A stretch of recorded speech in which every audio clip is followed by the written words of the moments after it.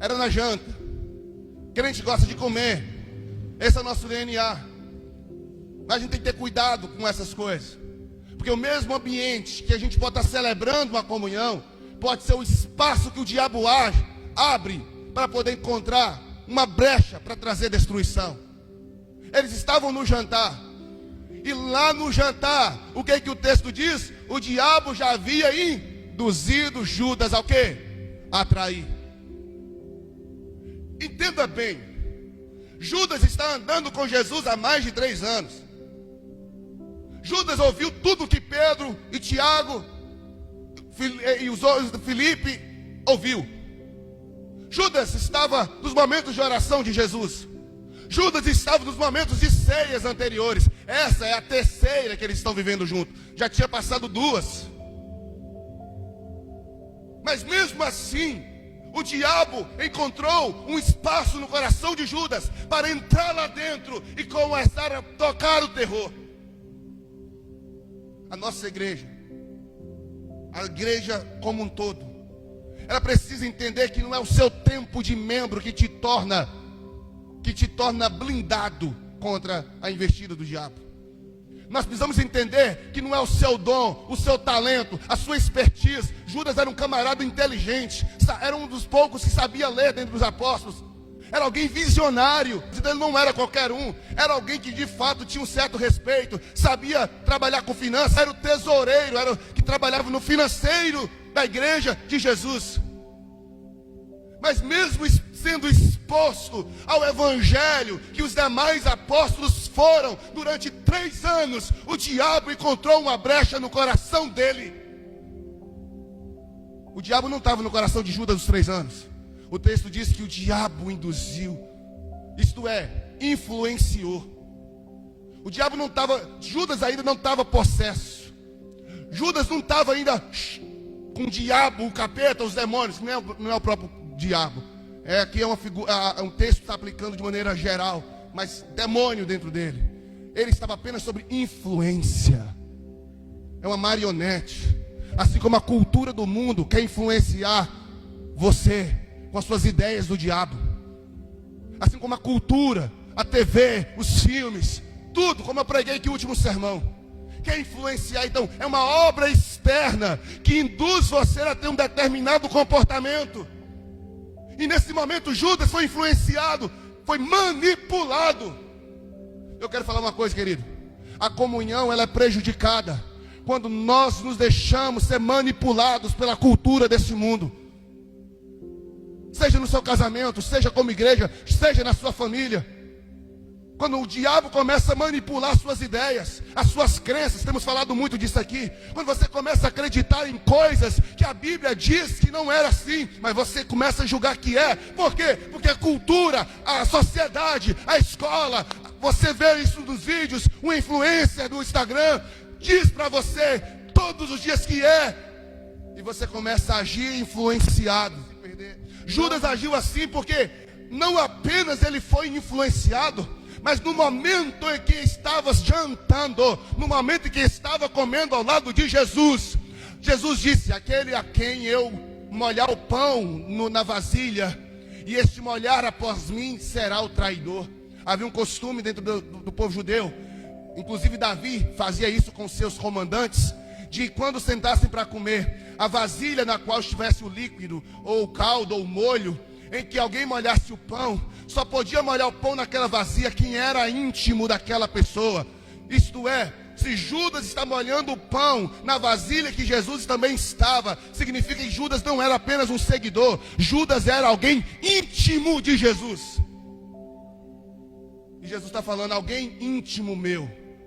É isso que Jesus está querendo dizer. Alguém íntimo, alguém do meu lado, alguém que de fato anda comigo, esse vai ser o traidor. E o texto diz em João capítulo 13, verso 27, que quando Jesus molha o pão, Judas em seguida molha também.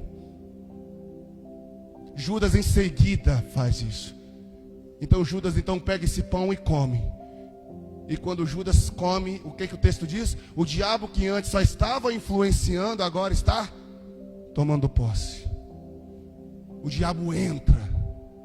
O diabo penetra no coração. Aquilo que antes era apenas uma manipulação, agora se torna uma possessão. Quem está entendendo, diga amém.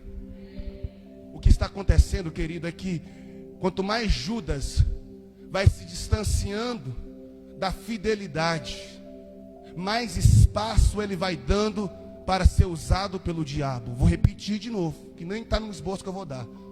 Isso é agora.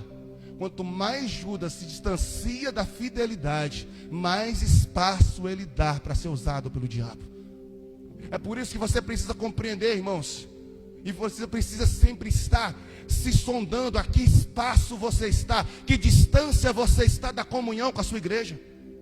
Eu vejo, hoje existe um fenômeno que está crescendo, as pessoas achando que pode servir a Deus sem estar congregando em uma comunidade, sem estar participando de uma família espiritual, sozinho, afastado. Não, é eu e Deus, nananina, não existe igreja de uma pessoa só. A Bíblia diz: onde tiver 2 ou 3 reunidos, eu estarei.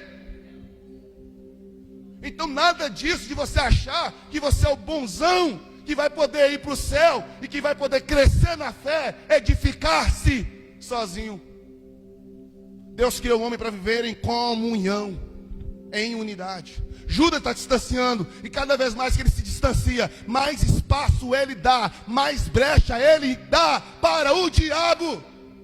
Então, o primeiro impacto que a comunhão sofre, a primeira influência que a comunhão pode sofrer, repita comigo, é a influência maligna.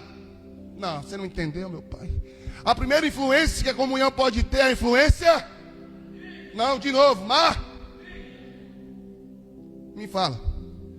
Se a sua comunhão na sua casa, aqui na igreja, está debaixo de uma influência maligna, demoníaca, qual é o resultado dela? Qual foi o resultado de Judas, irmãos? Você sabe? O texto diz que Judas se suicidou, ou suicídio é conhecido popularmente também como autoextermínio. Fulano cometeu, é uma palavra mais chique, né? Que se usa para falar sobre suicídio. Fulano cometeu autoextermínio, isto é, ele acabou com a sua própria vida. É possível uma igreja cometer autoextermínio, sim ou não? Sim ou não? É possível uma família cometer autoextermínio? Uma congregação? O que aconteceu? Por que essa igreja que estava avançando, andando, e olha, subindo, estava em alto nível, voando, agora está morta? Eu espero que você esteja entendendo, porque em algum momento nós nos afastamos do princípio e começamos a abandonar a fidelidade e começamos a trair a Cristo. Traímos Jesus com fofocas, traímos Jesus com mentira, traímos Jesus com falsidade, traímos Jesus com uma vida dupla, porque Judas estava sendo um entre os discípulos, mas antes de sentar a essa mesa, ele tinha ido aos sacerdotes e já tinha vendido Jesus a eles. Ele, antes de vir para essa reunião linda, maravilhosa, aguardada por todos, inclusive por Jesus, ele tinha passado lá e conversado com os sacerdotes. O texto é muito claro em Mateus 26, dizendo que ele estava procurando um momento propício para entregar Jesus. Volta comigo, Mateus capítulo 26, vamos lá. Verso 14, os discípulos estavam lá. E verso 15, e ele disse: quanto me darão para eu entregá-lo a vocês? Mateus 26, 15. E pagaram 30 moedas de prata.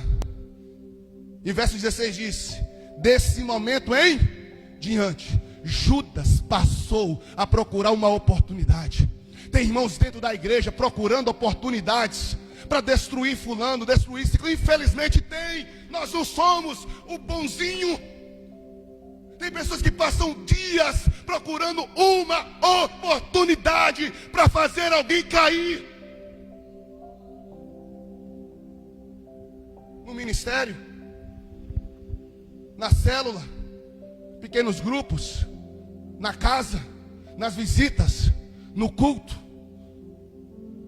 Isso não é nada mais ou nada menos do que espírito maligno. Mas em nome de Jesus, nessa noite vai cair por terra. Você acredita, irmão?